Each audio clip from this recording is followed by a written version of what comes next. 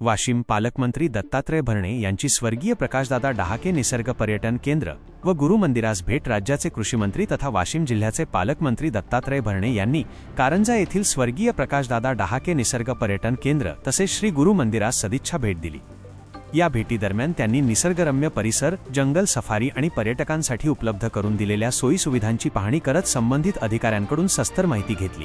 या प्रसंगी आमदार सईताई डहाके, माजी जिल्हा परिषद अध्यक्ष चंद्रकांत ठाकरे, उपवन संरक्षक माधवराज, अपर जिल्हाधिकारी ब्रिजेश पाटील आणि उपविभागीय अधिकारी कैलास देवरे यांच्यासह विविध विभागांचे अधिकारी उपस्थित होते।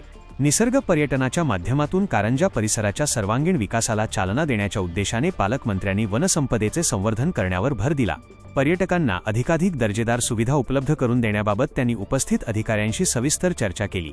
यावेळी पालकमंत्र्यांनी स्वर्गीय प्रकाशदादा डहाके यांच्या स्मृतींना उजाळा देत निसर्ग पर्यटन व परिसराच्या विकासातील त्यांच्या अमूल्य योगदानाचा गौरवपूर्ण उल्लेख केला। त्यानंतर पालकमंत्री भरणे यांनी श्री गुरु मंदिरात जाऊन भगवान श्री नृसिंह सरस्वतींचे दर्शन घेतले। मंदिर परिसराची पाहणी करत त्यांनी मंदिराचे धार्मिक व ऐतिहासिक महत्त्व जाणून घेतले। अशा नवनवीन बातम्यांसाठी चॅनलला सबस्क्राइब करा आणि पाहत रहा MH न्यूज मराठी।